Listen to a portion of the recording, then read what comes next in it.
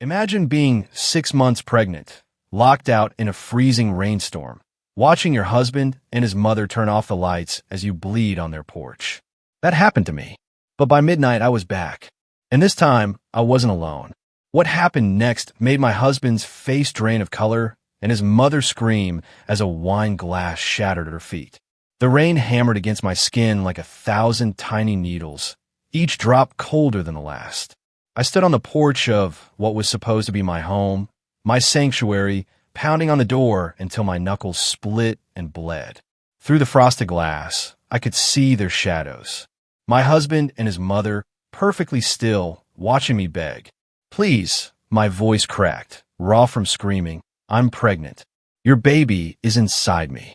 The shadow that was my husband turned away first. Then his mother. The living room light clicked off, plunging me into complete darkness, broken only by the occasional flash of lightning that illuminated my trembling, soaked body. That's when I felt it. The first cramp. A twisting, chilling warning. I pressed my hand against my swollen belly, feeling our daughter move beneath my palm, and something inside me didn't just break.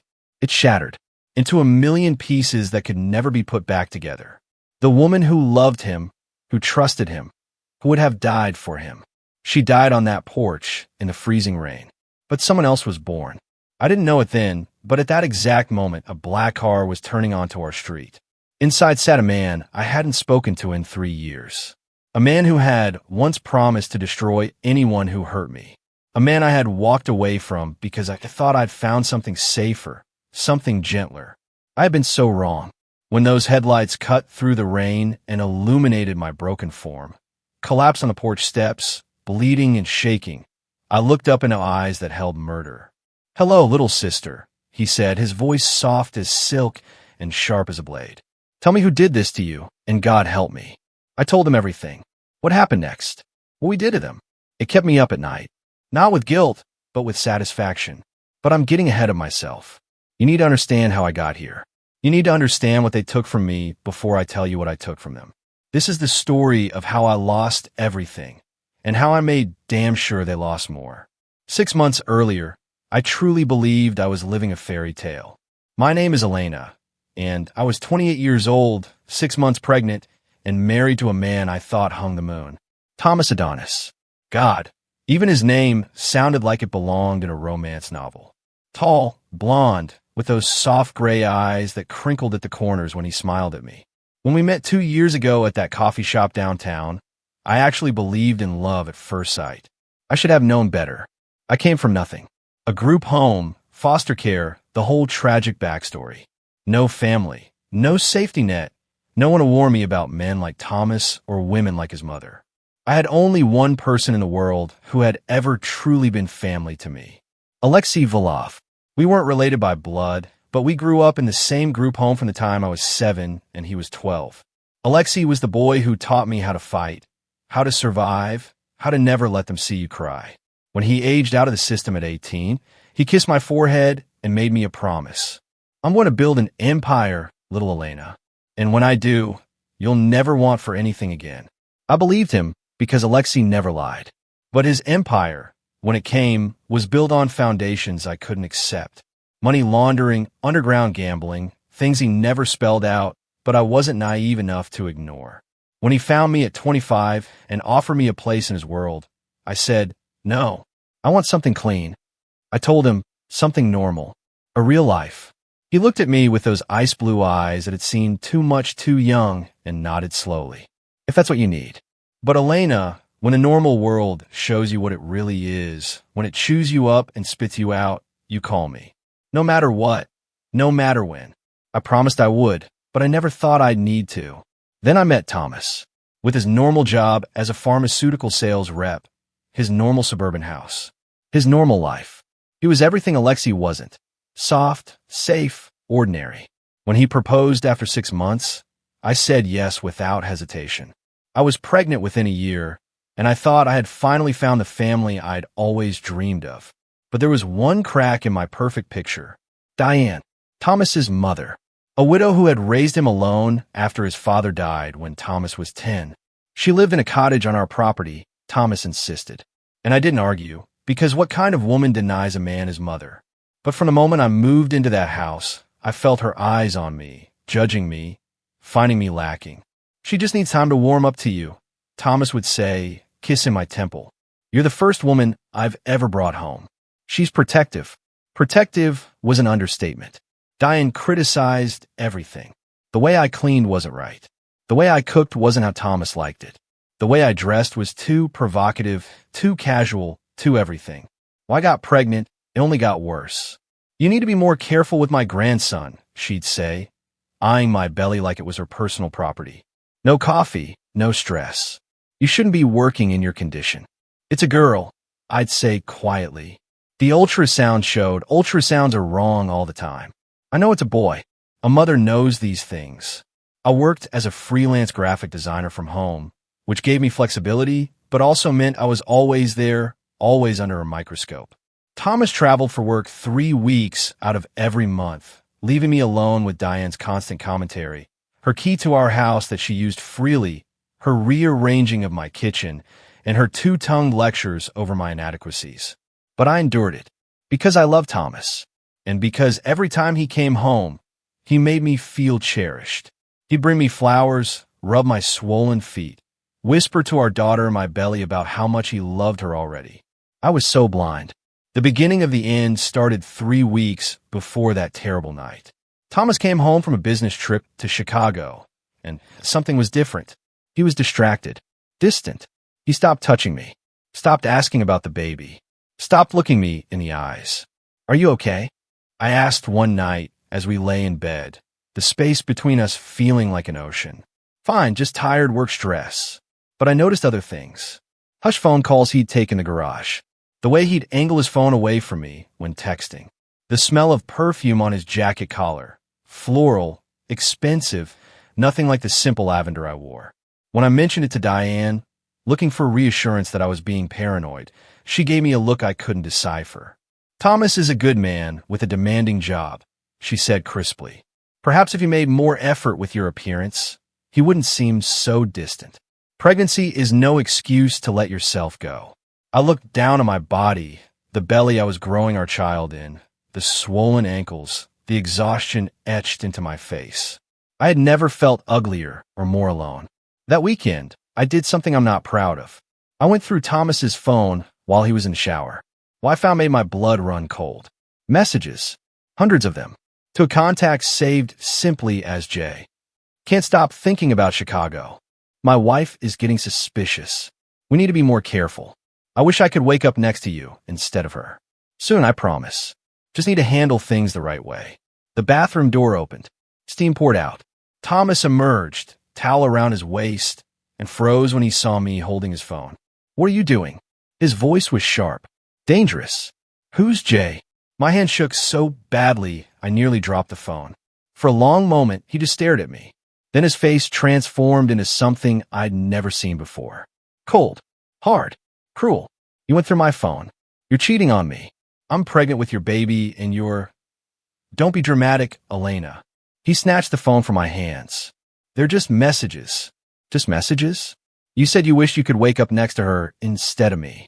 Can you blame me? The words came out casual, like he was commenting on the weather. Look at yourself. You've gained 40 pounds. You cry all the time. You're exhausted by 8 p.m. Dating you is fun. But this, he gestured to my pregnant body with disgust. This isn't what I signed up for. I felt like he'd physically struck me. I'm carrying your child. Are you? He tilted his head, and I saw cruelty dance in those gray eyes I'd once loved. How can I be sure? You came from nothing, Elena. No family, no background. How do I know you weren't sleeping around, looking for a meal ticket?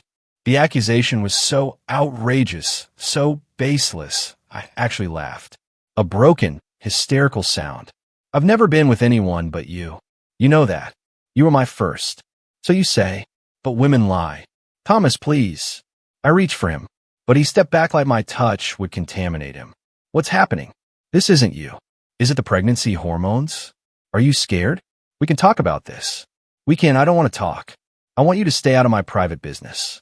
He grabbed his keys and walked out, leaving me standing in our bedroom, shaking and crying, my hands wrapped protectively around my belly. I should have called Alexei then, but I was still hoping this was temporary insanity, that my Thomas would come back, that our family could survive this. I was such a fool. The next 2 weeks were psychological warfare, though I didn't recognize it at the time. Thomas started coming home later and later. He stopped sleeping in our bed, claiming the guest room was quieter. He stopped asking about my doctor's appointments, stopped caring when I told him our daughter was healthy and growing. But worse was Diane. She ramped up her criticism to cruelty.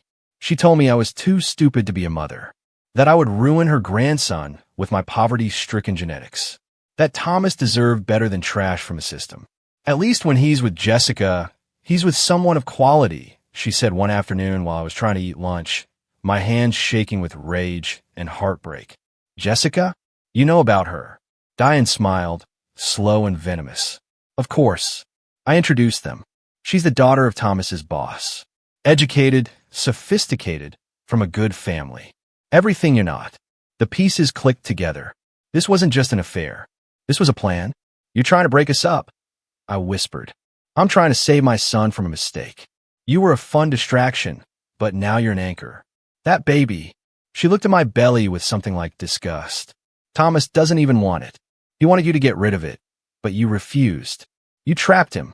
That's not true. He said he wanted a family. He said what he needed to say to keep you happy. Men do that. She leaned in close. Her breath soured. Here's what's going to happen, Elena. You're going to leave. You're going to disappear back into whatever gutter you crawled out of. You're going to have that baby alone, and you're not going to ask Thomas for a single penny. We're married. He has legal obligations, which his lawyer will fight at every turn. He signed a prenup, remember? And it has a very interesting infidelity clause. Her smile widened. If you're found to have cheated, you get nothing. Not the house, not alimony, nothing. I haven't cheated. Can you prove that? Because I have a very nice young man who's willing to testify that you two had an affair. He has photos, timestamps, hotel receipts. All fabricated, of course, but very convincing. Thomas's lawyer is very thorough. I stared at her, this woman I had tried so hard to please, and saw pure evil looking back at me. Why? My voice broke. What did I ever do to you? You existed. You wormed your way into my son's life with your sob story and your big eyes and your pathetic desperation for family. You're not good enough for him. You never were. She left me sitting at my kitchen table, my lunch untouched, my whole world crumbling. That night, I tried one more time to reach Thomas. I waited up for him, wearing the dress he used to say was his favorite, my hair done, my face carefully made up to hide the exhaustion and tears. He came home at midnight, reeking of perfume and wine. We need to talk, I said. He didn't even look at me. I'm tired. Thomas, please. Your mother said things today. Terrible things. About me leaving, about fabricating an affair. Maybe you should leave. He finally met my eyes, and they were empty of anything resembling love. This isn't working, Elena. You're miserable. I'm miserable. Let's just end this before it gets messy, yeah? I'm pregnant. Yeah, you keep saying that like it's supposed to change something. He headed for the stairs. I'll have my lawyer draw up separation papers. You can keep the car. That's more than generous, considering the prenup. I'm not leaving my home. I'm not leaving you. He turned, and something flickered across his face. Annoyance, maybe, or calculation. Fine. See how that works out for you. Something about his tone sent ice through my veins. But I was too tired, too heartbroken, too pregnant to process it. I went to bed alone and cried until I made myself sick. I didn't know it then, but the trap was already set. I just hadn't sprung it yet. It happened on a Tuesday. I remember because Tuesday was trash day, and I had dragged the bins to the curb that morning despite the protest from my back and the way my belly made everything harder. It was October, and the weather had turned cold and wet. The kind of bone-deep damp that made my whole body ache. Thomas had been home for 2 days, which was unusual.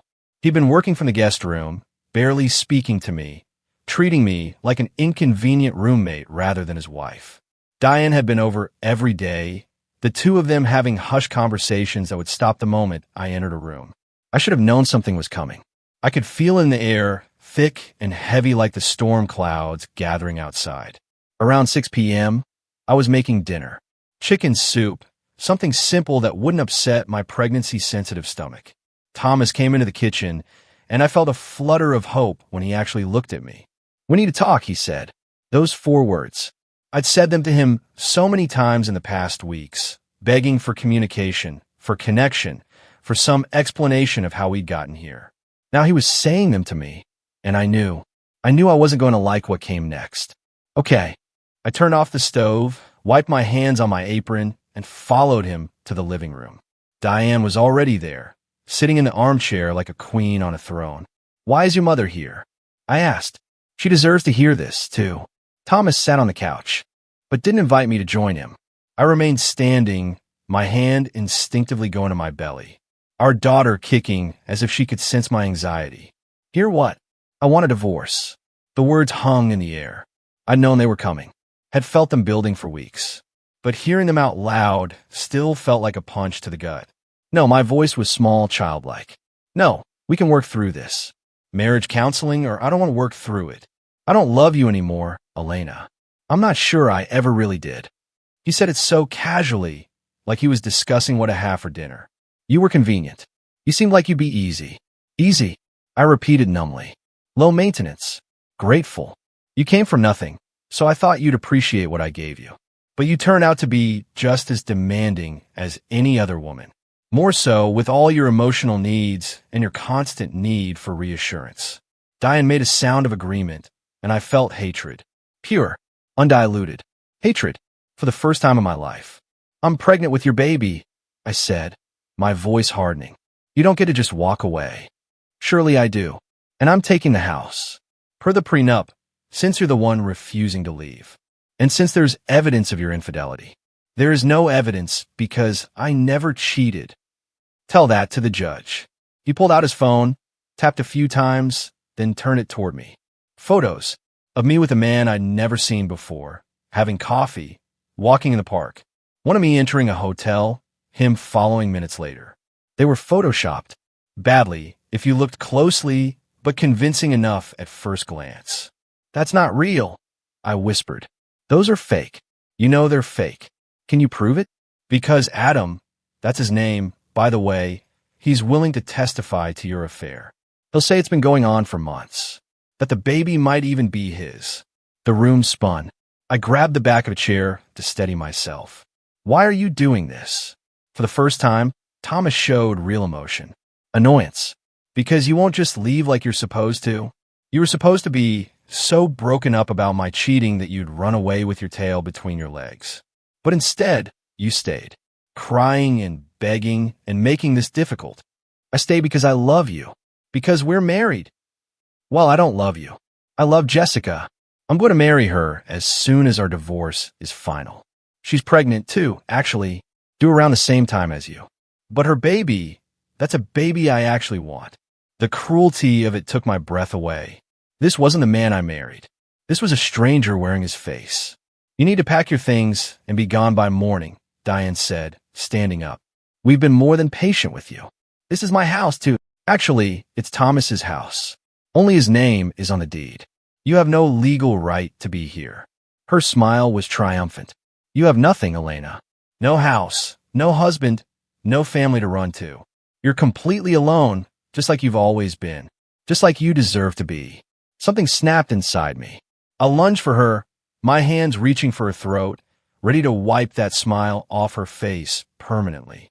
But Thomas grabbed me, his fingers digging painfully into my arms, and threw me backward. I stumbled, my pregnant belly throwing off my balance, and fell hard against the coffee table. Pain exploded through my side. Sharp, terrifying. "Don't touch my mother," Thomas snarled, standing over me like I was trash. I struggled to my feet, clutching my side, checking frantically for bleeding or fluid or any sign that I'd hurt the baby. My daughter kicked, strong and angry, and I nearly sobbed with relief.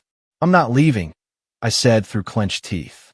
"Call your lawyers, show your fake photos, do whatever you want. I'm not leaving." Thomas and Diane exchanged a look. Then he shrugged. They said, "But I'm done being polite about this." He grabbed my arm again, dragging me toward the front door. I fought him, screaming, clawing at his hands, but he was so much stronger than me. He opened the door, and the cold October rain blew in, soaking us both instantly. Thomas, stop. Please. He threw me out onto the porch. I landed hard on my hands and knees, my palms scraping against the rough concrete. Before I could get up, I heard the deadbolt click. I scrambled to my feet and pounded on the door. Let me in. Let me in. Through the frosted glass, I could see them both standing there, watching me. Please. I screamed, my voice raw. I don't have my phone. I don't have my keys. I don't have anything. The rain came down harder, soaking through my thin sweater and leggings in seconds. It was 40 degrees, maybe less with the wind chill. I was shivering violently, my teeth chattering so hard I bit my tongue and tasted blood. Thomas, please. Think of the baby. Your daughter. He turned away. Diane lingered a moment longer, and even through the distorted glass, I could see her smile. Then the living room light went off, plunging me into darkness. I don't know how long I stood there, pounding on that door. Minutes. Hours. Time became meaningless, measured only in the increasing cold seeping into my bones and the growing desperation in my chest. The neighborhood was quiet. Our house sat on 2 acres, far enough from the neighbors that no one could hear me screaming. The rain was coming down in sheets now, and lightning cracked across the sky, followed by thunder that made my whole body flinch. I was soaked to the skin, shaking so hard I could barely stand. My hands were bleeding from pounding on the door. My knees scraped from falling. But worse than the physical pain was the emotional devastation. This was the man I loved, the man I'd married, the man whose baby I was carrying. And he'd throw me out into a storm like I was garbage. I staggered down the porch steps, thinking maybe I could break a window, get back inside somehow. But the first 4 windows were all locked, and I didn't have the strength to break them. I tried the garage, but the keypad had been changed. I tried the back door, but it was locked too. They planned this.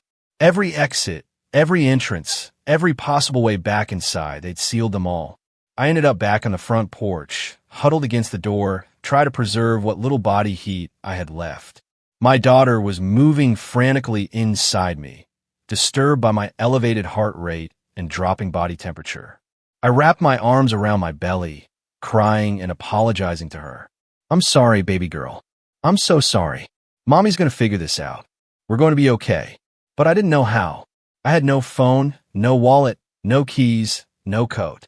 The nearest neighbor was half a mile away, and I wasn't sure I could walk that far in my condition. And even if I could, what would I tell them? My husband locked me out. They'd probably just tell me to work it out with him. A couple's dispute. Not their business. That's when I felt it. The cramp. It started low in my abdomen, a tightening sensation that made me gasp. At first, I thought it was just from the cold or from the stress. But then it happened again, stronger this time. And I felt something warm trickle down my inner thigh. No, I whispered. No, no, no, please no. I pressed my hand between my legs and brought it back up into the porch light. Blood. Not a lot, but enough. Enough to send pure terror through my system. Thomas. I pounded on the door again, harder.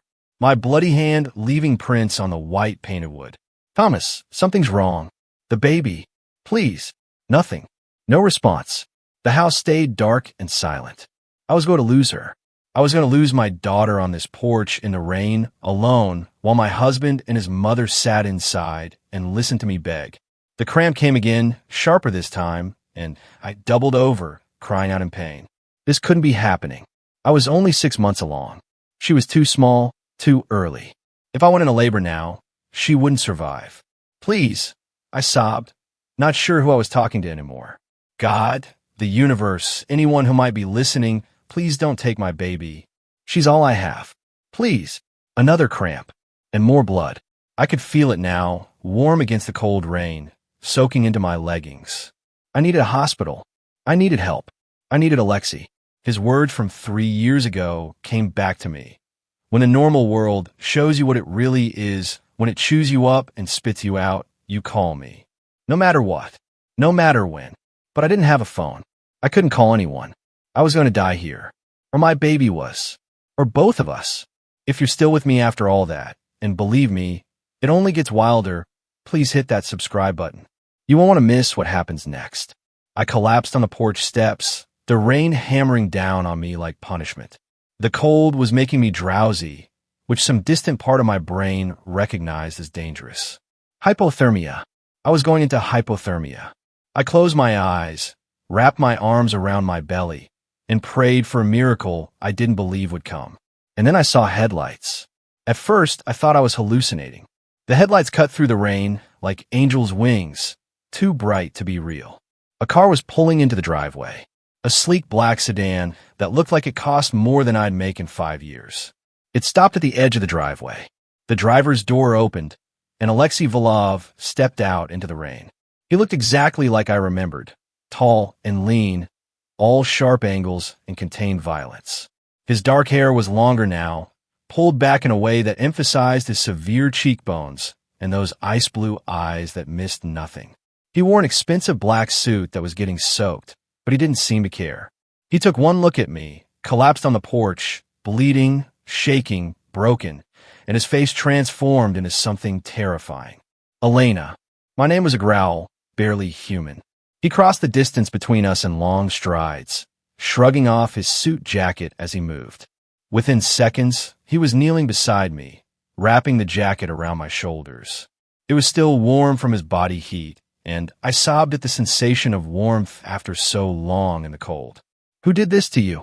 His hands were gentle as they touched my face, my arms, checking for injuries, but his voice promised murder.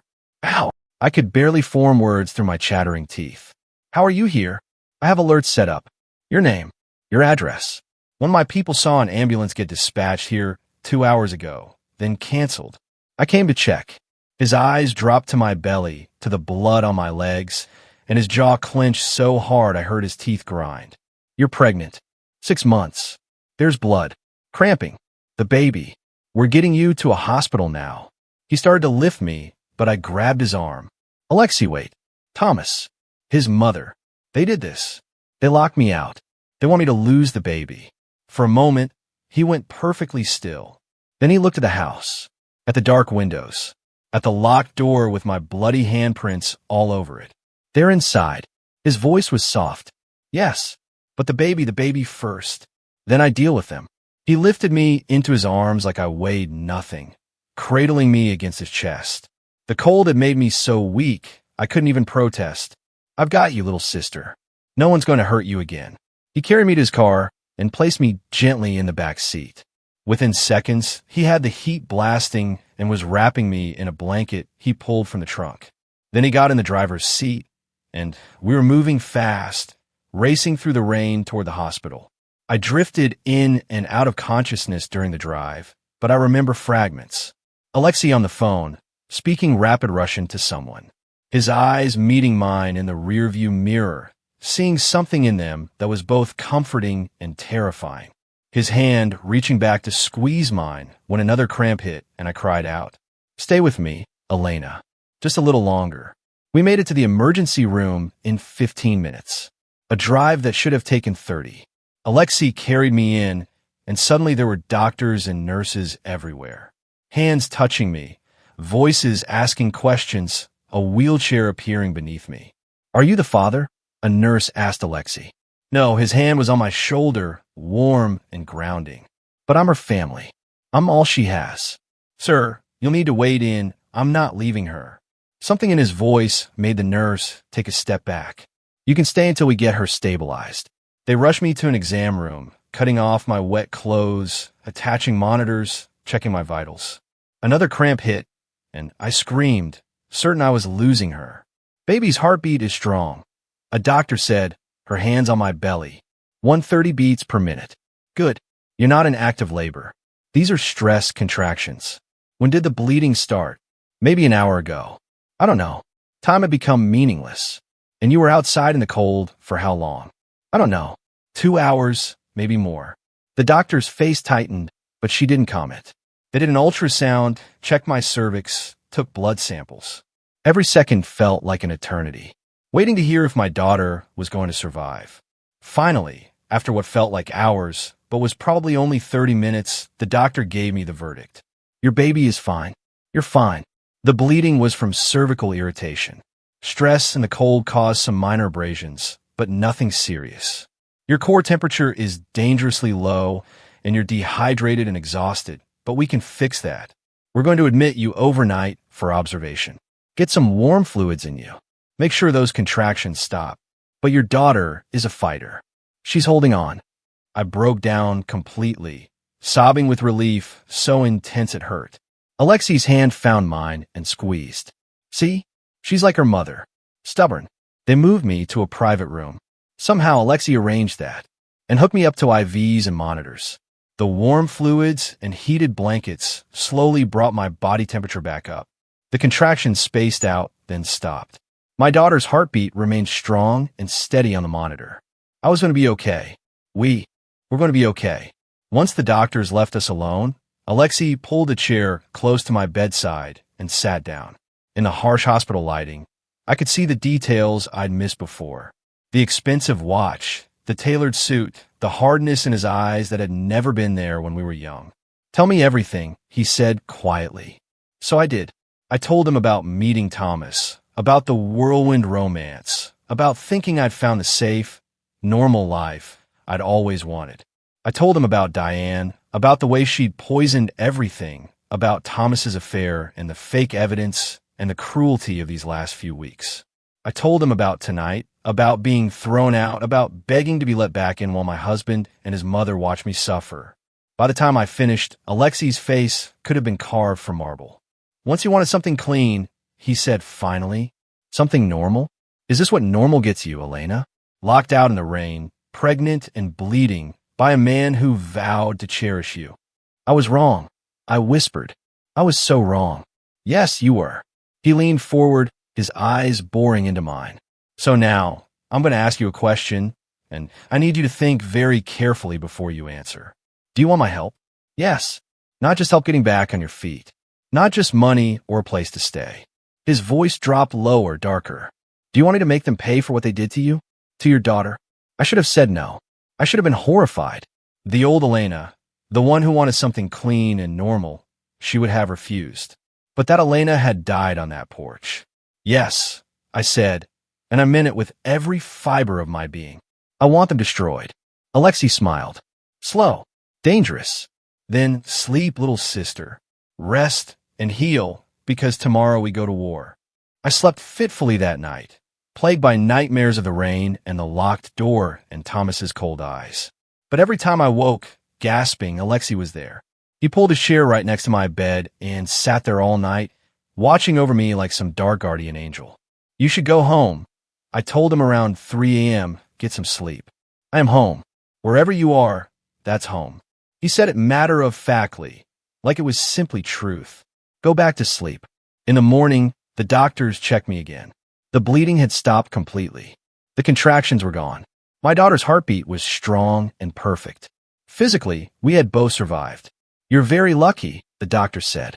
Exposure to cold like that. The stress. It could have triggered preterm labor. You need to take it easy for the next few days. No stress, lots of rest, and come back immediately if there's any more bleeding or contractions. She'll be monitored around the clock, Alexi said from his position by the window. The doctor looked between us, clearly curious about our relationship, but professional enough not to ask. Good. You're free to go, but take care of yourself. You and your baby have been through a trauma. After she left, a nurse brought me clothes. Soft yoga pants, a warm sweater, thick socks. All brand new, with tags still on them. Your brother brought these, she said with a smile. I looked at Alexi, who shrugged. I sent someone shopping. Your old clothes were destroyed. Once I was dressed and discharged, Alexi led me out to his car. The rain had stopped, leaving everything clean and gray. As he helped me into the passenger seat, I caught sight of myself in the side mirror. I looked like a ghost. Pale, bruised, my eyes hollow and haunted. My hair was a mess, still damp from the rain. My split knuckles were bandaged. I looked like exactly what I was. A woman who had been broken. Where are we going? I asked as Alexi started the car. My place. You'll stay with me until we figure this out. I need to get my things from the house. No, his voice was firm. You're not going near that place without me. And we're not going back until we're ready to end this. End this? How? He glanced at me, and I saw calculation in those ice blue eyes. How much do you know about your husband's job? He's in pharmaceutical sales. Makes good money. Travels a lot. Where does he travel? I thought about it. Chicago mostly. Sometimes New York. He mentioned Miami a few times. Alexei's mouth curved into something that wasn't quite a smile. Interesting cities. All of them have major ports. Major transportation hubs. What does that have to do with anything? Maybe nothing. Maybe everything. He pulled out his phone and made a call, speaking in rapid Russian. I'd picked up enough over the years to catch a few words. Investigate finances. When he hung up, he looked at me. I'm going to dig into Thomas's life. His job, his finances, his associates. Everything. Men who are cruel to their wives often have other secrets. You think he's into something illegal? I think everyone has secrets. We just need to find his. He reached over and took my hand. But that's only part of it, Elena. I need to know what you want. Revenge takes many forms. Do you want him hurt? Humiliated? Destroyed financially? Criminally? I need to know the boundaries. I thought about it. Really thought about it. About Thomas throwing me out into the rain. About Diane's triumphant smile. About the terror of thinking I was losing my baby while they sat inside, warm and safe and uncaring.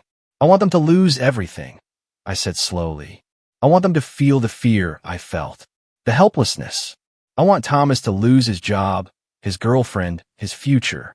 I want Diane to watch her precious son fall apart. I want them both to know it was me who did it, and that they brought it on themselves. Okay. Alexei nodded. We can do that, but it has to be smart. Legal, if possible. I won't have you caught up in anything that could hurt you or take you away from your daughter. I thought you weren't exactly legal these days. He smiled. A real one this time. I've diversified. Yes, I have business interests that are gray, but I also have legitimate holdings, property investments, a security consulting firm. I've learned that the best revenge is the kind you can't be prosecuted for.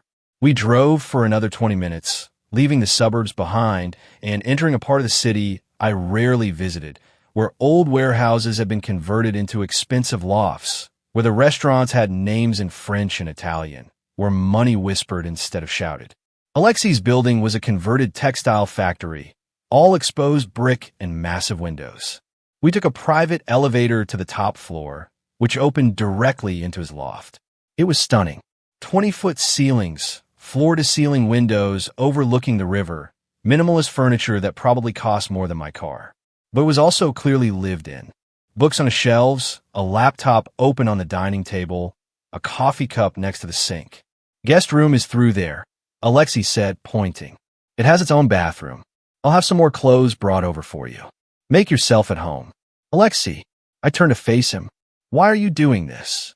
He looked at me for a long moment. You're the only family I've ever had. The only person who ever saw me as something other than a problem to be managed or a weapon to be used. When we were kids and I'd get in fights, you patch me up. When I aged out and had nowhere to go, you cried like I was dying. You're my sister in every way that matters. Did you really think I'd let someone hurt you and do nothing? Tears welled in my eyes. I shouldn't have pushed you away. You needed to find your own path. I understood that. But now, the normal world, the safe world, it's just as cruel as the one I live in. The only difference is that I'm honest about what I am. He pulled me into a hug, careful of my belly, and I let myself cry against his chest. For the first time since this nightmare began, I felt safe. Rest today, he said when I finally pulled back. Tomorrow we start planning. And Elena, I promise you this. Before we're done, Thomas Adonis and his bastard of a mother will wish they'd never met you. 3 days later, I sat at Alexei's dining table, surrounded by papers, photographs, and a laptop, staring at evidence of my husband's double life. Alexei had been thorough. He'd called in favors from people I didn't ask about, used resources I pretended not to notice. The picture that emerged was damning. Thomas Adonis wasn't just a pharmaceutical sales rep. He was a drug trafficker. The pharmaceutical job was real, but it was a front. He used his legitimate business trips to transport illegal prescription medications, opioids, mostly from manufacturers to distributors.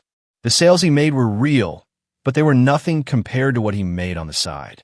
Chicago, New York, Miami, all major distribution hubs for the black market pharmaceutical trade. He's been doing this for at least 5 years, Alexei said, pointing to financial records. See these deposits? They're irregular, varied amounts, different sources. Classic money laundering pattern. He's moving at least $50,000 a month in illegal product. How did I not know? I felt sick. How did I not see this? Because you trusted him, and because he was good at hiding it. Alexei pulled up another file. But it gets better. Guess who else is involved? He turned the laptop toward me. Photos of Diane meeting with men I didn't recognize, handing over packages, receiving envelopes. His mother, his partner. She's the one with the connections. Her late husband, Thomas's father, he wasn't an accountant like she claimed. He was mid-level organized crime, ran a prescription fraud ring in the 90s. When he died, Diane took over some of his contacts. When Thomas was old enough, she brought him into the business. The betrayal cut deeper. All this time, while Diane was criticizing my cooking and my cleaning and my worthiness, she was a criminal. They both were. And Jessica? I had to know. Alexei's expression darkened. Jessica Hartman, daughter of Lawrence Hartman, Thomas's boss at the pharmaceutical company. She's 23, fresh out of college, and yes, she's pregnant. But here's the interesting part. Lawrence Hartman is also part of the distribution network. Thomas isn't just sleeping with Jessica. He's cementing a business alliance. I sat back, my mind reeling. My entire marriage had been a lie. Every moment, every touch, every whispered, I love you. All of it built on deception. There's more, Alexei said quietly. The prenup you signed. I had a lawyer look at it. The infidelity clause only goes one way. If you cheat, you get nothing. But there's no penalty for Thomas. And the fabricated evidence of your affair, they were going to use that not just to divorce you, but to claim the baby isn't his. To avoid any child support or parental rights. They wanted to erase us, I whispered. Completely. Yes, you were convenient until you got inconvenient. The pregnancy wasn't part of their plan. I looked down on my belly at the swell where my daughter was growing, where she was moving and hiccuping and getting ready to be born in a few months. They had wanted to erase her, to pretend she didn't exist. The rage that filled me was unlike anything I'd ever felt. What do we do? I asked. Alexei smiled. We have several options. Option 1. I take this evidence to the DA. Thomas, Diane, and Lawrence Hartman all go to prison. You divorce Thomas while he's in custody, get full custody of your daughter, and they spend the next 20 years in federal prison. That's good, but it's not enough. I thought you'd say that. Option 2. We destroy them piece by piece. Financial ruin, public humiliation, and then prison. We take everything from them first. Reputation, money, freedom. We make them suffer, and then we make sure they can never hurt anyone again.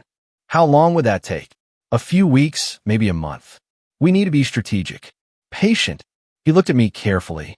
And you need to play a part. Can you do that? Can you face him again? I thought about the porch, the rain, the blood.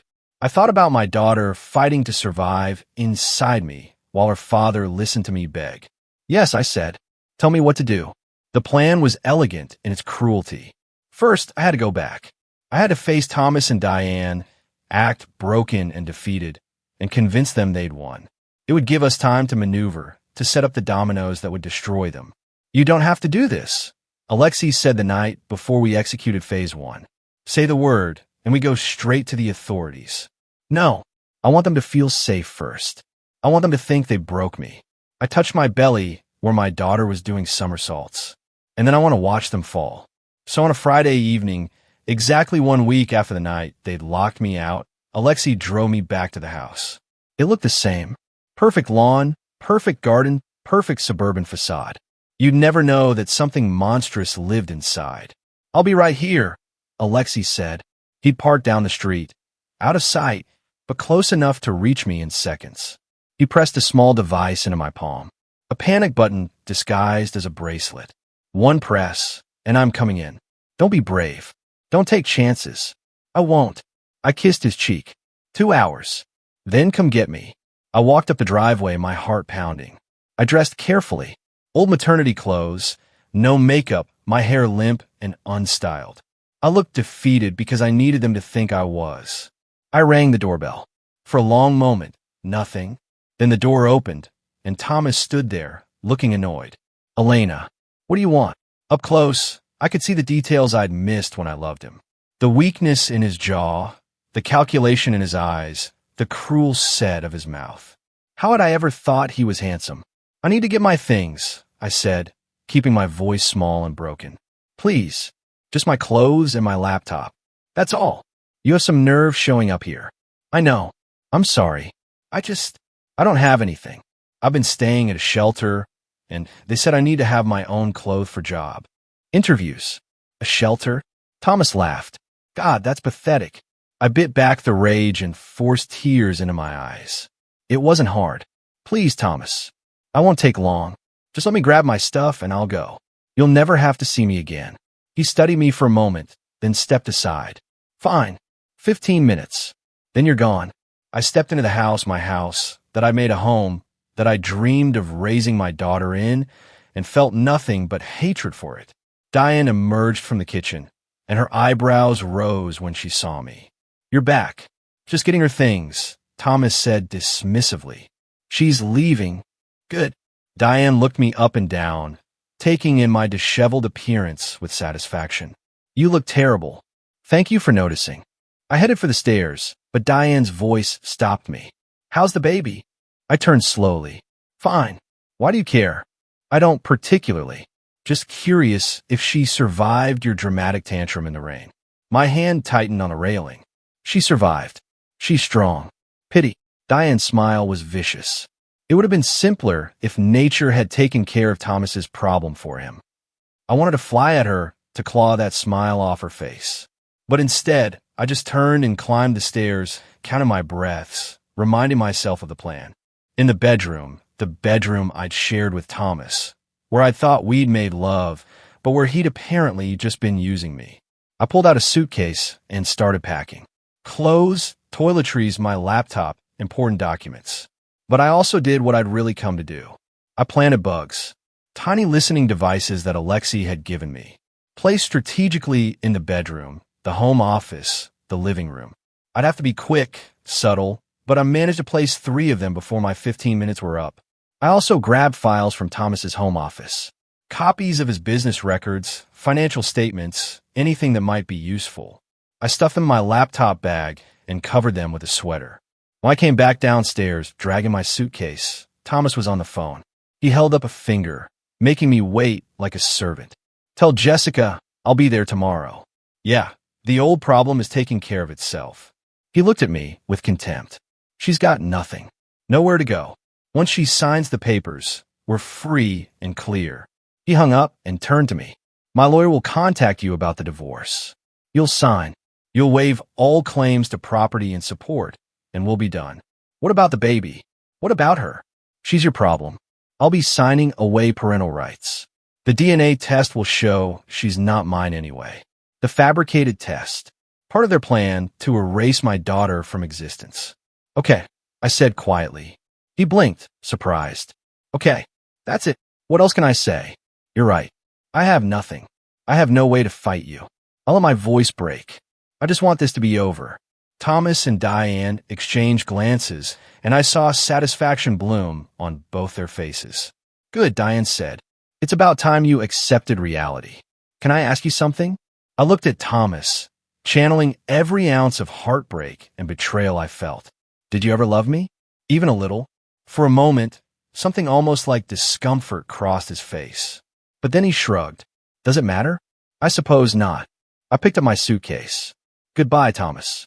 Wait. He pulled an envelope from his pocket. Divorce papers. Sign them. Get them notarized. Send them back within a week. If you don't, my lawyers will make this very ugly for you. I took the envelope with shaking hands. I will. Good. He opened the door. Don't come back here, Elena. You're trespassing. If you do, I'll call the cops. I walked out, down the porch steps where I'd bled and begged, down the driveway where Alexei had found me. I didn't look back. Alexei's car pulled up within seconds. I climbed in, and as soon as the door closed, I started laughing. Wild, slightly hysterical laughter that made Alexei look at me with concern.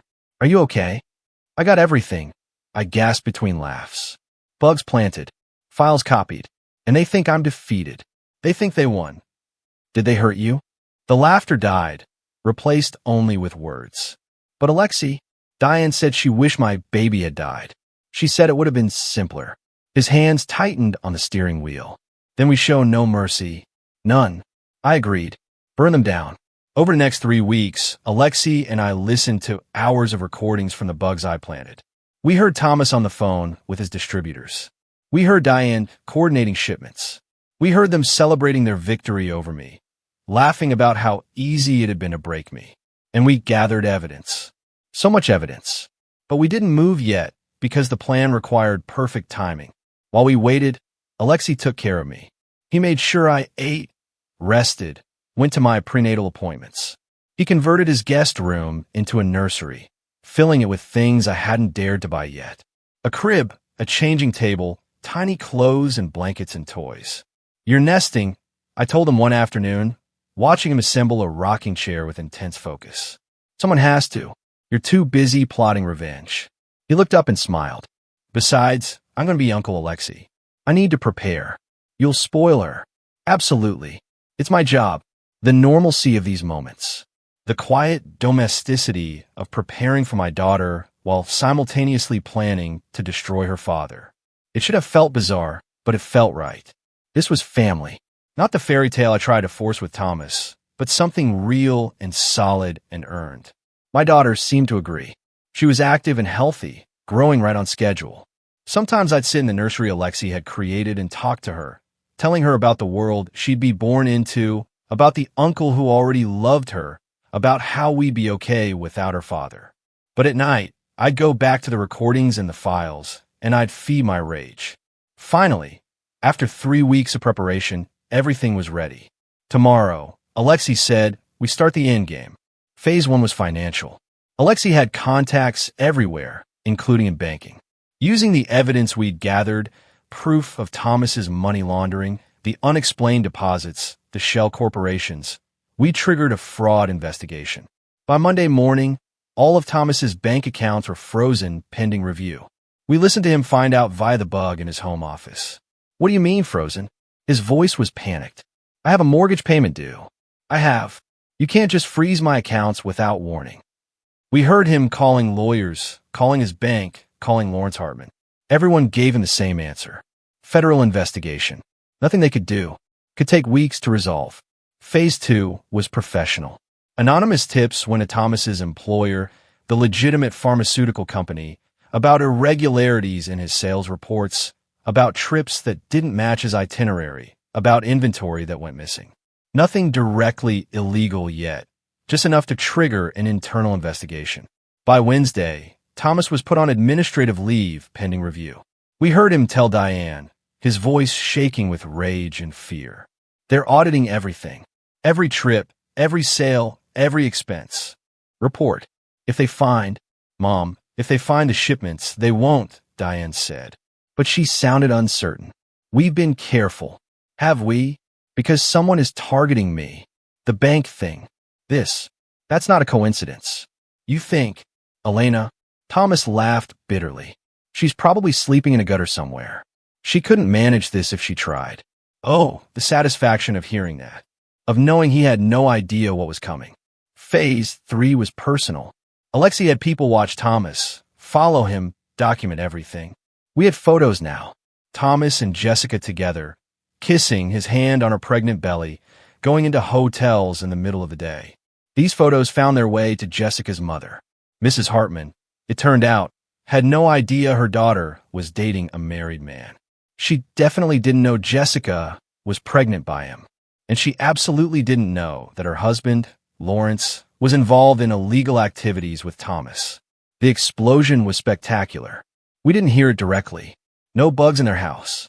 But we heard the aftermath when Lawrence came to Thomas's house, furious. My wife is filing for divorce. She's taking everything, and she's threatening to go to the police about. He lowered his voice, but our bugs picked it up anyway. About the business. He knows Thomas. Somehow she knows. How? How could she know? Jessica told her. She was crying, upset about you being married, and it all came out. The pregnancy, the promises you made, all of it. And my wife started asking questions, looking into things, and now everything is falling apart. What about Jessica? What about her? She's 23 and pregnant by a married man who's under federal investigation. Her life is ruined. My marriage is ruined. And if we don't figure out how to contain this, we will, Thomas said. But he sounded desperate. We need to be smart about this. Smart? You call this smart? Your accounts are frozen. You're on leave from work. My wife knows everything. She doesn't know everything. She knows about the affair. She doesn't know about the shipments, the real business. Yet.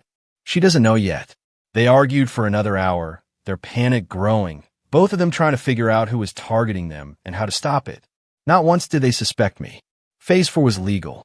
Using the evidence we'd gathered, Alexei's lawyers filed for divorce on my behalf.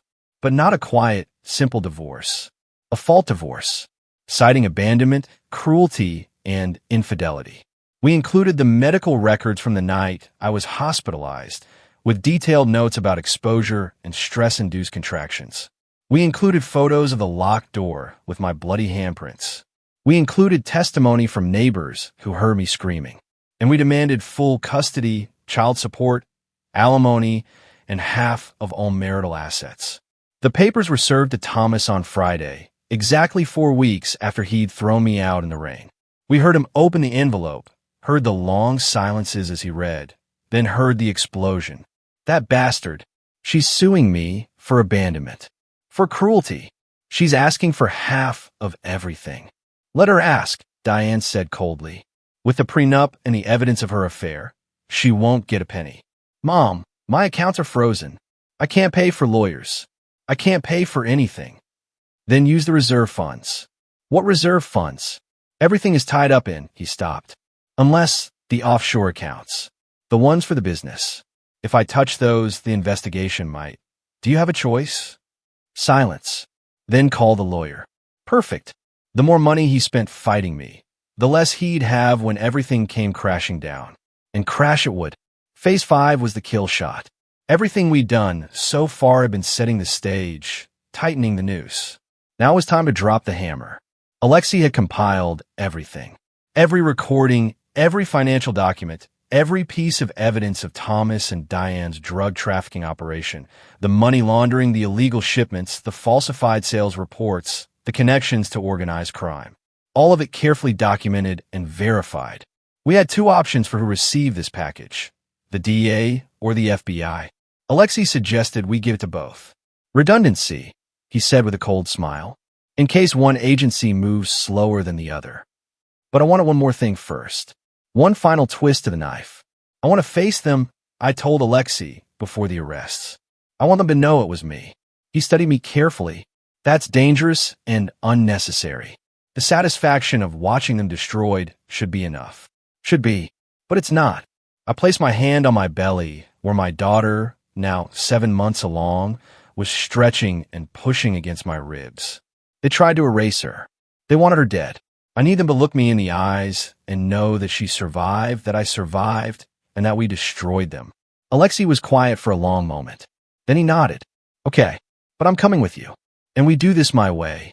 Controlled. Safe. With backup. Agreed. We planned it for the following Monday. By then, Thomas would be desperate. No money.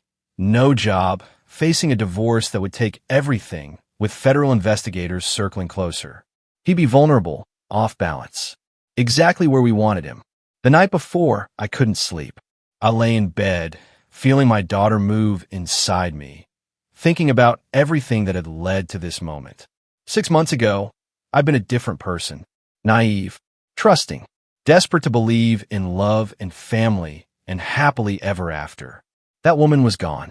In her place was someone harder, sharper, forged in rain and blood and betrayal. I should have felt guilty about what we were going to do, but I didn't. I felt righteous. Monday morning dawned cold and clear. I dressed carefully. Maternity clothes that actually fit properly. Makeup. My hair styled.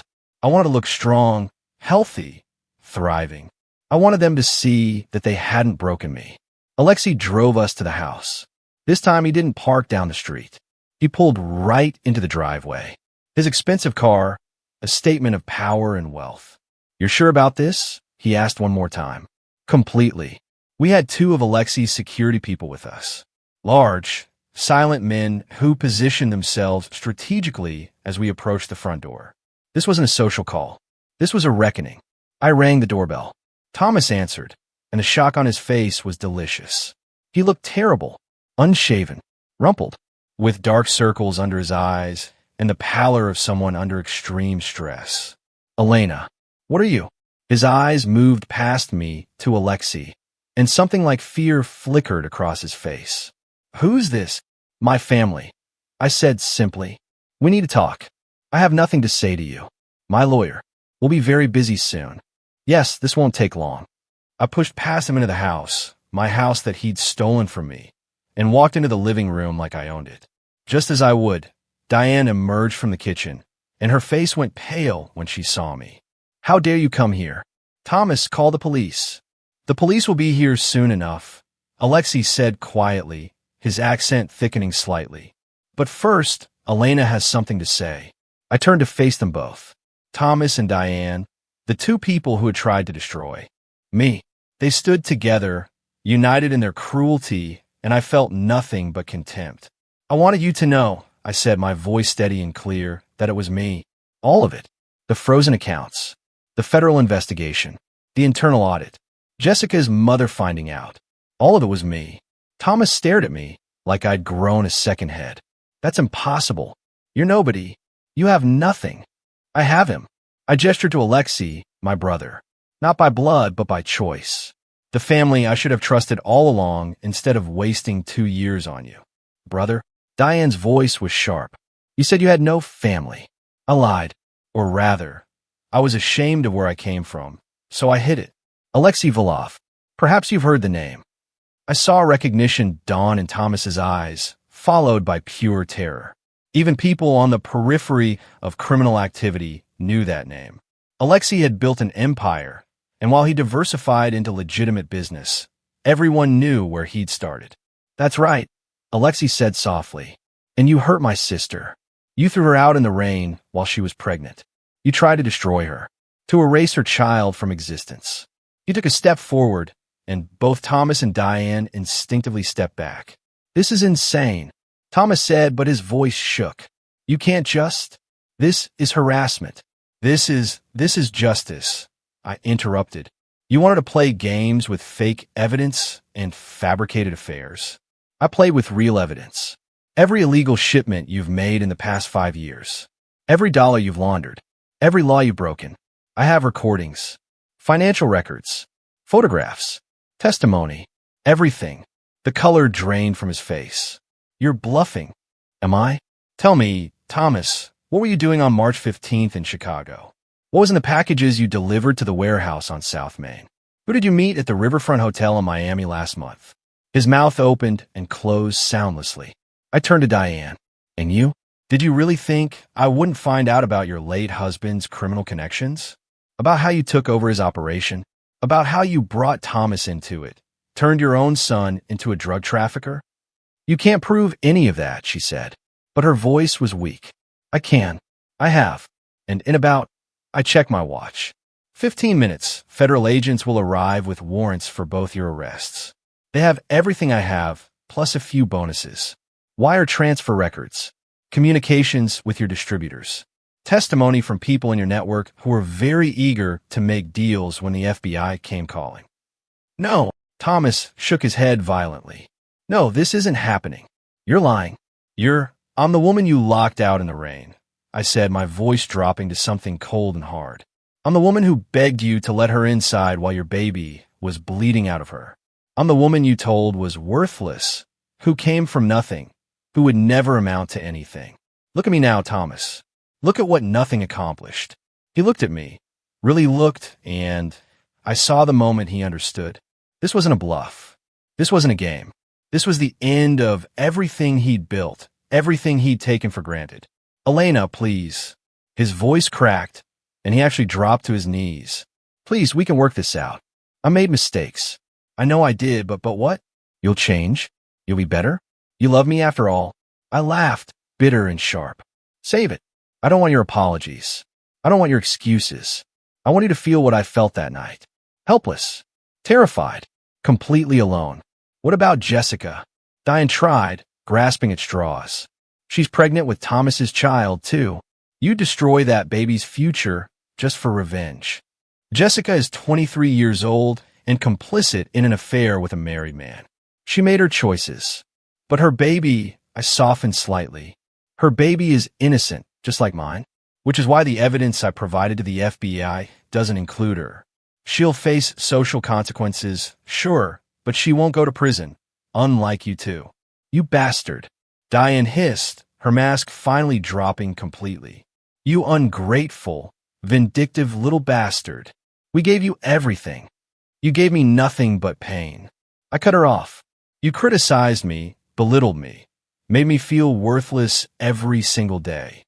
And when I needed help, when I was bleeding and terrified, you watched through the window and smiled. So no, Diane, you don't get to play victim now. Sirens wailed in the distance, growing closer. Thomas's head snapped up. No, no, no, no. Yes, Alexei said with satisfaction. I'd say you have about 2 minutes before they arrive. I suggest you spend it wisely. Maybe call a lawyer. Oh, wait. You can't afford one anymore, can you? The sirens were right outside now. Car doors slamming. Heavy footsteps approaching. I walked to the door and opened it, revealing a squad of federal agents with weapons drawn. Elena Adonis? The lead agent asked. Yes. These are the individuals I spoke with you about. Thomas Adonis and Diane Adonis. I stepped aside, gesturing them in. They're all yours. What happened next was chaos. Agents flooding the house, reading rights, snapping handcuffs on both Thomas and Diane. Thomas was crying, actually crying, begging them to wait, to listen, to understand. Diane was silent, staring at me with pure hatred. Good. Let her hate me. Hate didn't matter when you were looking at 20 years in federal prison. As they were being let out, Thomas tried one more time. Elena, please. Think of our daughter. Don't let her grow up knowing her father is in prison. I stepped in front of him, forcing him to meet my eyes. Our daughter will grow up knowing her father was a criminal who tried to erase her existence. She'll grow up knowing her mother was strong enough to fight back. And she'll grow up surrounded by family who actually loves her. Uncle Alexei and whoever else I choose to bring into our lives. But you'll be a cautionary tale. Nothing more. His face crumpled, and the agents dragged him away. Diane paused as they led her past me. This isn't over. Yes, I said quietly. It is. You just haven't accepted it yet. She was pulled outside, loaded into a federal vehicle, and driven away. I stood in the doorway of the house that had been my prison, watching them disappear, and felt empty. Not satisfied, not triumphant, just hollow. Alexei's hands settled on my shoulder. Are you okay? I don't know, I admitted. I thought I'd feel better watching them arrested, knowing they're going to prison. I thought it would fix something inside me. Revenge rarely does. But justice. He turned me to face him. Justice gives you closure, the ability to move forward. They can't hurt you anymore, Elena. You're free. Free? Was I? Or had I just traded one prison for another? This one made of anger and bitterness instead of love and trust. As if sensing my turmoil, my daughter kicked hard my ribs. I pressed my hand to my belly, feeling her move, and something settled inside me. Well, I wasn't trapped because I hadn't done this for revenge. Not really. I'd done it for her. To make sure she grew up in a world where her father couldn't hurt her, where his mother couldn't poison her, where justice actually meant something. Let's go home, I said to Alexei. We left the house. Let the federal agents search it, tear it apart, find whatever other evidence they needed. I didn't care about the building anymore. It had never been a home. Home was wherever my daughter and I were safe. And right now, that was with Alexei.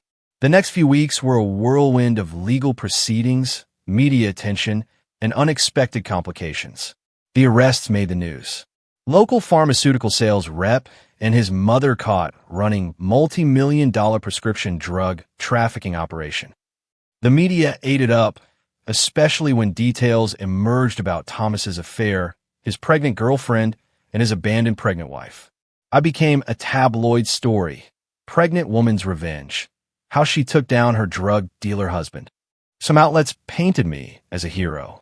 Others suggested I was vindictive, that I should have just divorced quietly and moved on.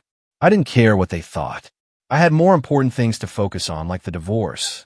With Thomas in federal custody, unable to afford lawyers, and facing overwhelming evidence of his crimes, the proceedings moved quickly. The prenup was invalidated. Turns out infidelity clauses don't hold up when the accuser fabricated evidence and committed multiple felonies. I was awarded full custody of our daughter, the house, which I immediately put up for sale. I never wanted to see it again, and half of whatever legitimate assets remained after the federal seizure. It wasn't much. Most of Thomas's wealth had been illegal and was confiscated, but it was enough, combined with Alexei's support, to start over. Lawrence Hartman was also arrested, his pharmaceutical company imploding under the scandal. Jessica's mother filed for divorce and took their daughter to live with family in another state. I felt a twinge of sympathy for Jessica. She'd been stupid and selfish, but she was also young and had been manipulated by older, more experienced criminals. I had Alexei's lawyer send her a message. I had no interest in pursuing her legally.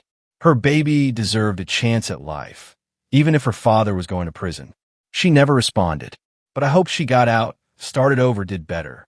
As for Diane, she maintained her hatred of me right up until the trial. She refused plea deals, convinced she could beat the charges. She was wrong. The evidence was overwhelming, and the jury deliberated for less than 4 hours before finding her guilty on all counts. 25 years. She'd be in her 80s before she saw freedom again. Thomas took a plea deal, 15 years, in exchange for testifying against his mother and providing information about the distribution network. His lawyer tried to arrange for visitation rights with our daughter, but I fought it and won. No contact until she was 18, and then only if she chose it. I doubted she ever would. Through all of this, I grew bigger, slower, more uncomfortable. My daughter was running out of room, and my body was preparing for labor. The doctor said everything looked good. She'd suffered no lasting effects from that terrible night in the rain. She was healthy, active, and measuring right on schedule. I decided to name her Natasha. It was Russian, a nod to Alexei's heritage, and it meant born on Christmas. She wasn't due until January, but I liked the symbolism. A gift, something precious and miraculous. You know, she'll hate being named after a holiday, Alexei teased when I told him. Then she'll have something to complain about in therapy, I said with a smile. Along with everything else, you're going to be a good mother. How do you know? Because you're already thinking about her future therapist. That's planning ahead. I laughed and it felt good. For the first time in months, I felt like I could breathe without the weight of rage and fear crushing my chest. The house sold quickly. Apparently, the notoriety actually helped, with true crime enthusiasts eager to own a piece of the story. I used the money to buy a smaller place near Alexei's loft. A 2-bedroom apartment with good light and a park nearby. Nothing fancy, but it was mine. Truly mine, with only my name on the deed. Alexei helped me move in, set up the nursery, prepare for Natasha's arrival. He was more excited than I was, constantly buying tiny clothes and toys and books. She can't read yet, I pointed out when he arrived with a box of board books. She will eventually. I want to be prepared. You're going to spoil her rotten.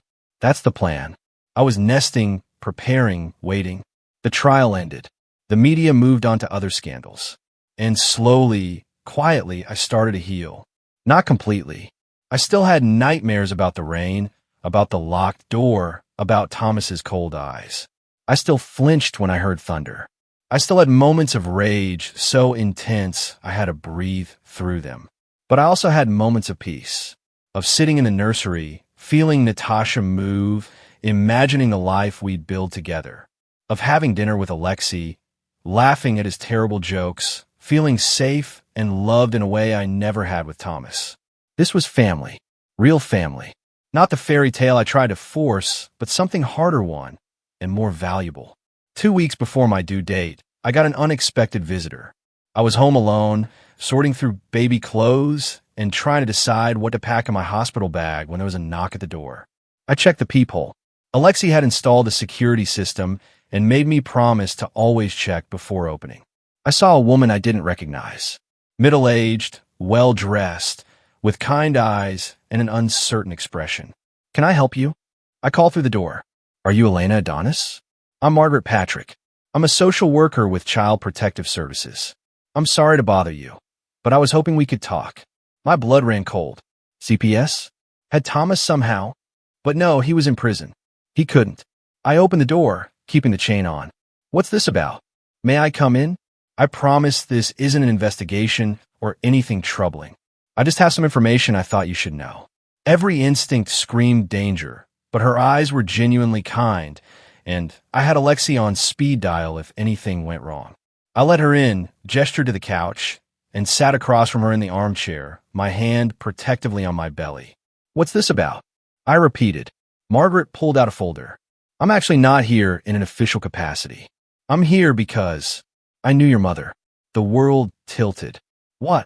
"Your biological mother, Anna Rostova. She was one of my cases years ago when you were first placed in the system."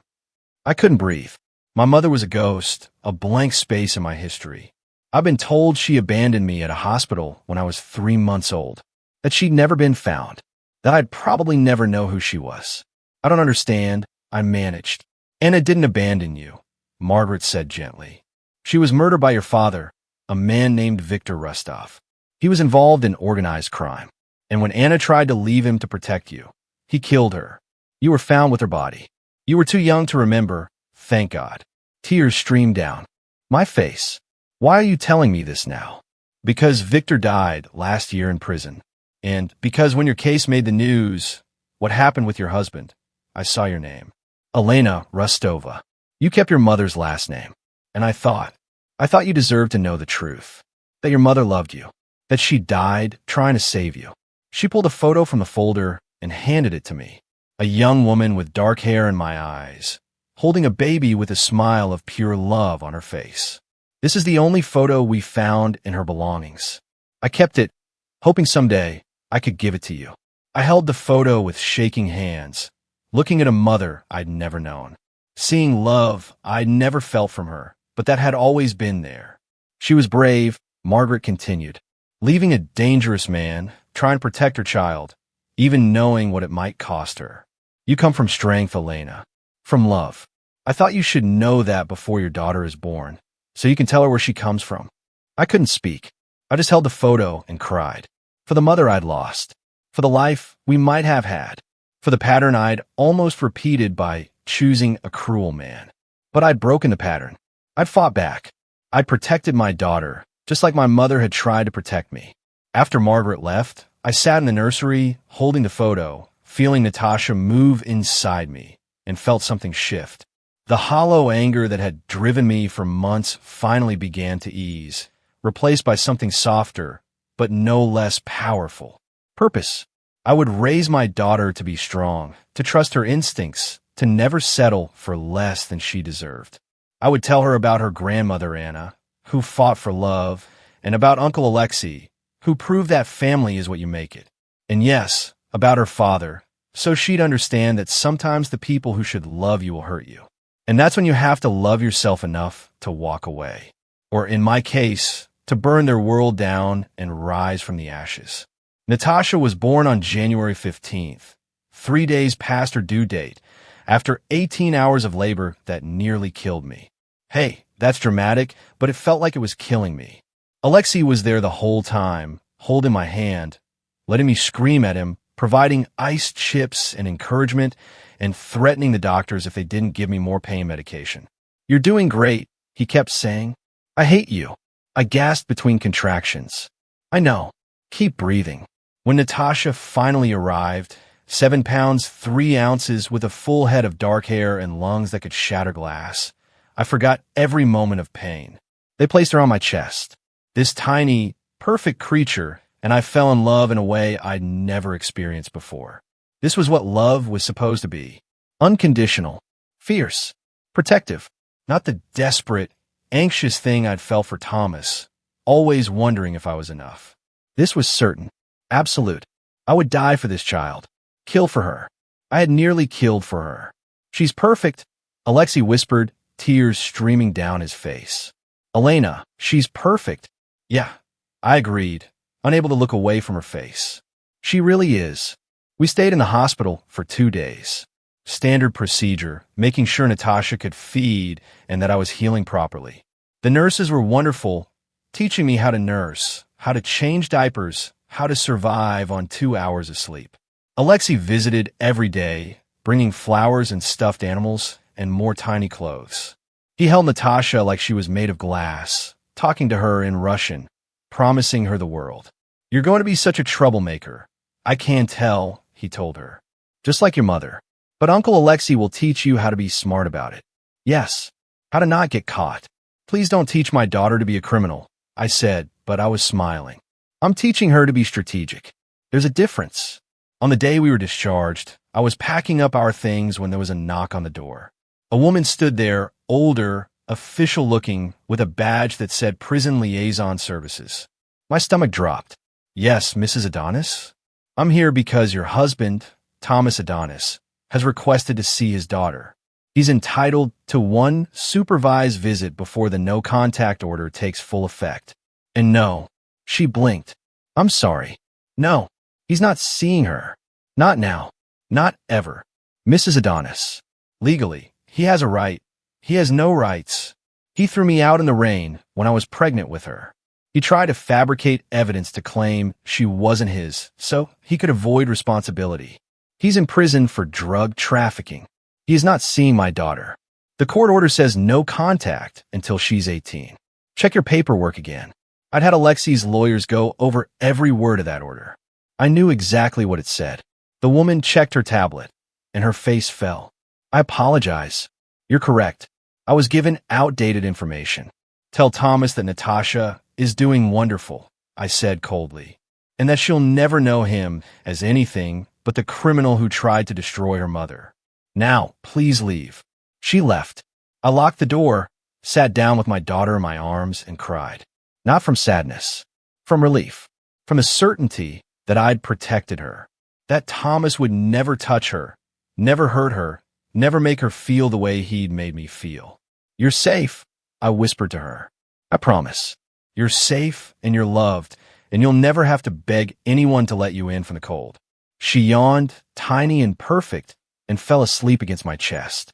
We went home to our apartment, mine and Natasha's, and in a way Alexei's, since he was there so often he might as well have lived there. He'd taken 2 weeks off from his various business ventures to help me adjust to motherhood. Those first weeks were a blur of feeding, sleeping, crying, both of us, and slowly learning how to be a mother. It was the hardest thing I'd ever done. Harder than destroying Thomas. Harder than surviving his betrayal. But it was also the best. Every smile, even when people said they were just gas. Every tiny hand wrapped around my finger. Every moment of her sleeping peacefully in my arms made everything worth it. Alexei was a natural. He could get her to stop crying when I couldn't. Could change diapers faster than me. Could function on even less sleep. He read to her every night, fairy tales in Russian that I didn't understand, but that seemed to soothe her. "You're better at this than I am," I told him one night, watching him rock Natasha to sleep. "Impossible. You're her mother. You're perfect at it. I don't feel perfect. I feel like I'm failing half the time." "That means you're doing it right. The only parents who think they're perfect are the ones who aren't paying attention." He looked down at Natasha, his expression soft in a way I'd never seen before. "She's lucky to have you, Elena. You fought for her before she was even born. You burned down your whole world to keep her safe. That's love." Maybe he was right. Maybe love wasn't the soft, gentle thing I'd thought it was with Thomas. Maybe love was fierce and protective and willing to destroy anything that threatened it. As Natasha grew, 1 month, 2 months, 3, I slowly pieced myself back together. Not into the woman I'd been before Thomas. That woman was gone. But into someone new. Harder, yes, but also stronger, more certain of who I was and what I'd accept. I started therapy, not because I felt guilty about what I'd done to Thomas and Diane. I didn't. But because I needed to process the trauma to make sure I didn't pass my damage on to Natasha. My therapist was good. She didn't judge me for the revenge. Didn't try to make me feel bad about it. Instead, she helped me see it for what it was. A trauma response. A way of reclaiming power when I'd felt powerless. Do you regret it? She asked during one session. I thought about it carefully. No, I regret trusting Thomas. I regret ignoring my instinct about Diane. I regret not calling Alexei sooner. But destroying them? No, they deserved it. And you feel safe now? Yes. For the first time in my adult life, I feel safe. And I did. Living in my own place, with my daughter, with Alexei as our family. I finally felt like I'd found solid ground. I started freelancing again. Graphic design work I could do from home while Natasha napped. It felt good to use my brain for something other than revenge plots and baby schedules. Alexei encouraged me to go back to school, to finish the degree I'd started before I met Thomas. You're smart, Elena. You should use it. Maybe when Natasha's older, I said, but I was considering it. 6 months after Natasha's birth, I got a letter from Thomas. My first instinct was to burn it without reading it, but curiosity got the better of me. Elena, I know you won't want to hear from me. I know I don't have the right to ask anything of you, but I'm asking anyway. I'm sorry. I know that's not enough, that it doesn't undo what I did, but it's true. I was cruel, selfish, cowardly. I let my mother poison me against you.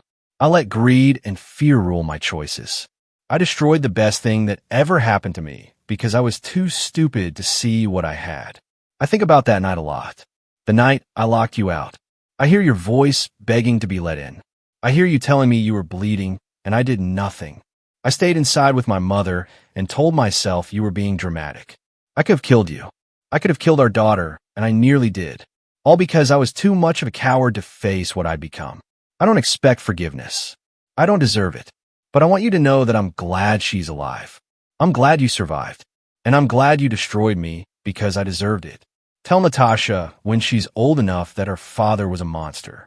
But tell her that her mother is a warrior who protected her from him. She's lucky to have you. I'm sorry for everything, Thomas. I read it twice. Then I put it in a drawer with all the other documents from that time. The divorce papers, the medical records, the news articles about the arrest. Someday, when Natasha was older, if she wanted to know the whole story, it would be there. But I didn't respond. Thomas didn't deserve my words, my forgiveness, or my acknowledgement. His guilt was his to live with. I had more important things to focus on. Natasha is 3 years old today, and she's currently helping Uncle Alexei frost her birthday cake, which means she's eating more frosting than is actually making it onto the cake. But he's letting her, because he's completely wrapped around her tiny finger. Mama, look. She holds up blue-stained hands proudly. I'm blue. I see that. Maybe we should get some of that frosting on the cake, too. Uncle Alexei says I'm the birthday girl, and I make the rules. I shoot Alexei a look. He shrugs, completely unrepentant. She is the birthday girl. You're creating a monster. She's perfect, he says, kissing the top of Natasha's dark head. Just like her mother. We're in my apartment. Our apartment, really, since Alexei finally officially moved in 6 months ago. It made sense. He was here every day anyway, helping with Natasha. And when he asked if we wanted to look for a bigger place together, I said yes. Not romantically. Alexei and I have never been like that. We'll never be like that. But as family, as partners in raising this incredible, stubborn, brilliant little girl. Absolutely. Our new place has 3 bedrooms. 1 for me, 1 for Alexei, and 1 for Natasha, who has already decorated hers with every princess and dinosaur toy she could convince Uncle Alexei to buy, which is all of them. I wasn't kidding about him being wrapped around her finger. Life is good. Really good. I finished my degree last year. Graphic design with honors. I work from home, but also take on select freelance clients. Alexei has continued to diversify his business interests, going more and more legitimate, partially because he wants to be a good role model for Natasha. We're not rich, but we're comfortable. More importantly, we're happy. Natasha doesn't know her father. When she asks, and she has, because 3-year-olds are observant and notice when other kids have daddies, I tell her the truth in age-appropriate ways. Your daddy made some bad choices and had to go away. But you have me and Uncle Alexei, and we love you more than anything in the whole world. More than ice cream? She asked once. More than all the ice cream ever made. Whoa, that's a lot. It is. Thomas is still in prison. He'll be there for another 12 years at least. Diane is there too, though I heard she's not doing well. Age and prison don't mix well. I feel nothing about that. Not satisfaction, not guilt, nothing. They're simply not part of my life anymore. Jessica, I heard, had a boy. She moved across the country, changed her name, and is trying to start over. I hope she succeeds. Her son deserves a chance, just like Natasha did. Lawrence Hartman also went to prison. His family scattered. The pharmaceutical company went bankrupt. The whole network collapsed. And I'm okay with all of it. Sometimes people ask me, my therapist, friends I've made, other mothers at the park, if I regret how I handled things. If I wish I'd been less brutal, more forgiving. The answer is always no. Thomas and Diane tried to destroy me. They locked me out in the rain while I was pregnant, hoping I'd lose my baby or disappear in shame. They fabricated evidence, manipulated the legal system, and treated me like I was worthless. I showed them I wasn't. I showed them that the woman from nothing, the girl from foster care, the wife they thought was weak, she was strong enough to burn their entire world down. And I'd do it again without hesitation. Mama, cake's ready, Natasha announces, her face now entirely blue from frosting. Let me see this masterpiece. The cake is a disaster. Frosting everywhere. Sprinkles in chaotic patterns. 3 candles stuck in at odd angles. It's perfect. We sing happy birthday. Natasha makes a wish and blows out her candles with Alexi's help. We eat too much cake and ice cream. She opens presents, books from me, and an obscene number of toys from Alexi. Later, after the party is over and Natasha is tucked in a bed, exhausted and happy, I sit in the living room with Alexi. Thank you, I tell him. For what? Spoiling your daughter? That's my job. For everything. For finding me that night. For helping me fight back. For being the family I needed. He takes my hand, squeezes it gently. You're my family too, Elena. You always have been. The group home to now, you've been the one constant good thing in my life. We did okay, didn't we? Despite everything. We did better than okay. We won. And we did. Not because Thomas is in prison, or because Diane is suffering, or because I got revenge. We won because I'm sitting here safe and loved with my daughter sleeping peacefully in the next room. Because I broke the cycle of abuse and chose a different path. Because I taught myself that I deserved better. And then I made sure I got it. The girl who stood on that porch in the rain, bleeding and broken, she didn't just survive. She became someone new, someone stronger, someone who would never, ever beg to be let in again. Because now I build my own doors. I decide who gets to enter. And anyone who tries to lock me out, well, they've seen what happens. And they're still paying for it. I walk into Natasha's room, peeking to see her sleeping with her favorite stuffed bear. A gift from Alexi, of course. She's peaceful, secure, loved. This is what I fought for. Not revenge, though that was satisfying. Not justice, though that mattered. I fought for this moment. For my daughter to sleep safe without fear in a home filled with love. For her to grow up knowing that her mother was strong enough to protect her from anything, even from her own father.